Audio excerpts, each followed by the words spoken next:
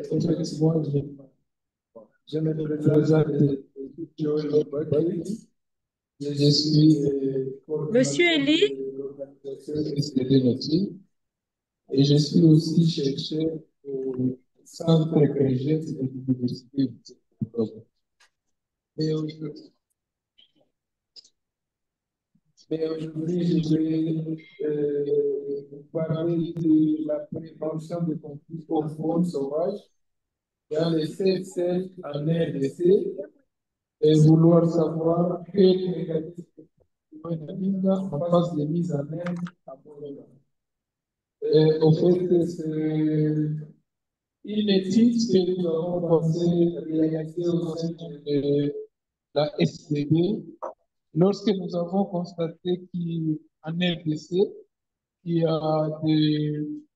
la RDC a pris des mesures juste pour assurer l'aménagement et la gestion durable de ces forêts. Et dans ce cadre, c'est depuis 2002 que la RDC a essayé de prendre des mesures à travers l'adoption du code forestier. Et à travers ces codes, en 2002, dans les années 2014, la RDC a encore renforcé ses dispositifs légaux juste pour l'aménagement et gestion durable de ces forêts en signant ou en mettant en place plusieurs décrets pour juste encadrer la politique de la gestion forestière par les communautés locales. Alors, à travers ces codes forestiers, comme vous pouvez le constater sur notre présentation, l'article 22 du code forestier donne au moins la possibilité aux communautés locales d'obtenir un titre dénommé concession forestière des communautés locales, ce que j'ai appelé CFCL. Et c'est dans ce cadre que les communautés de Bawanda, je vais présenter et localiser ces communautés, ont obtenu en janvier 2024 le titre de CFCL.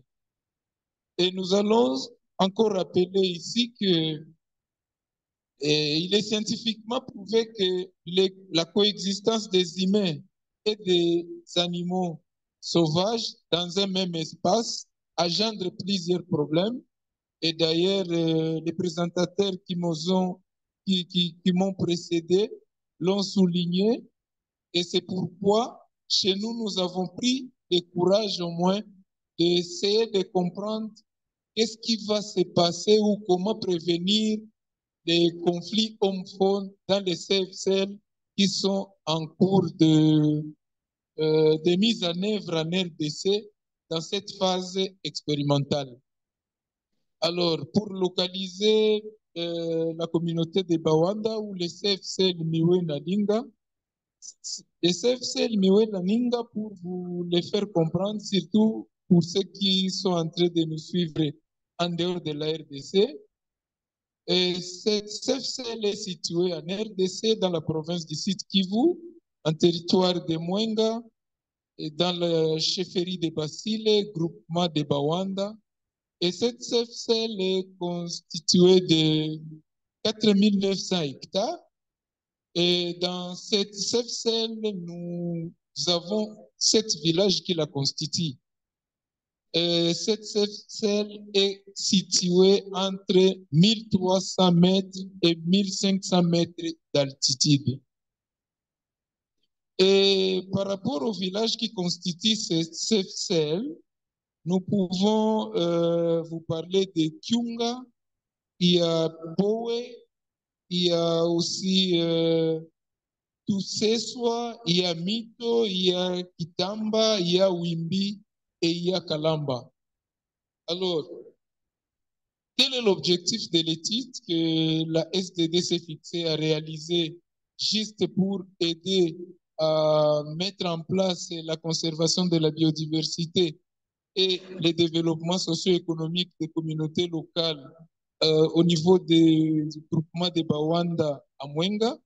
Nous avons pensé qu'il serait idéal de comprendre au moins les conflits hommes-femmes dans ces CFCL, peut-être ça pourra aider à ce que la conservation de la biodiversité dans cette nouvelle forme de conservation communautaire qui est en phase d'expérimental ici chez nous en RDC, mais aussi essayer de comprendre ces conflits et définir des solutions qui puissent faciliter leur coexistence. Et qu'est-ce que nous pensons faire pour essayer d'arriver à cet objectif? Nous avons pensé qu'il serait idéal d'étudier, d'explorer les dynamiques des conflits hommes-femmes sauvages dans cette CFCL Miwe Nalinga en analysant leurs impacts. Et nous avons aussi pensé que, une fois analysé les impacts, comprendre la dynamique de ces conflits, et cela va nous permettre aussi déjà de proposer des mécanismes de prévention qui seront envisageables dans ces contextes. Alors, quelle est la méthodologie que nous nous sommes fixés pour arriver à réaliser ces objectifs? Nous avons pensé que la recherche documentaire pourrait nous aider à recueillir des données, mais aussi procéder à des enquêtes à réaliser sur le terrain. Alors, je vais vous présenter vite les résultats préliminaires que nous avons sur base de la recherche documentaire que nous avons déjà réalisée.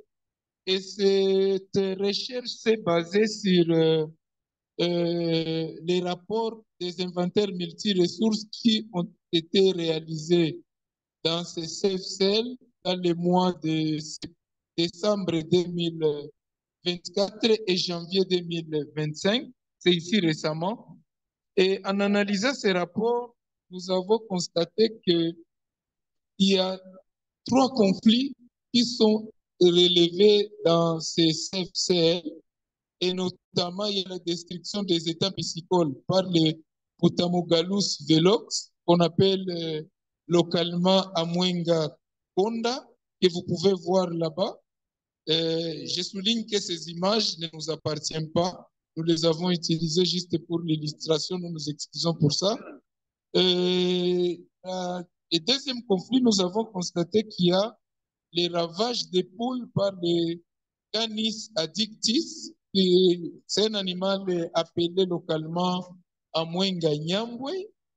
Et à la fin, nous avons constaté qu'il y a aussi un problème de la destruction des cultures par les potamochères. Et ces potamochères, nous avons constaté à travers ces rapports que c'est une source de destruction de cultures dans les CFCL Miwe Nalinga.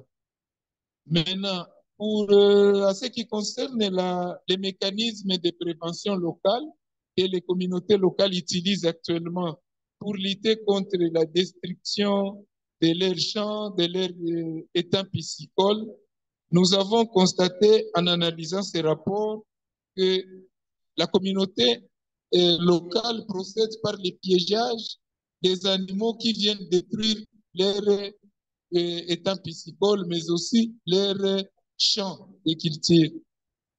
Alors, nous nous sommes fixés comme perspective pour enrichir notre recherche et les muscler. Nous avons pensé à réaliser des enquêtes dans les 7 villages. Dans ces 7 villages, nous comptons identifier les conflits hommes-faunes sauvages par village pour essayer de comprendre ce que et donc les problèmes en général qui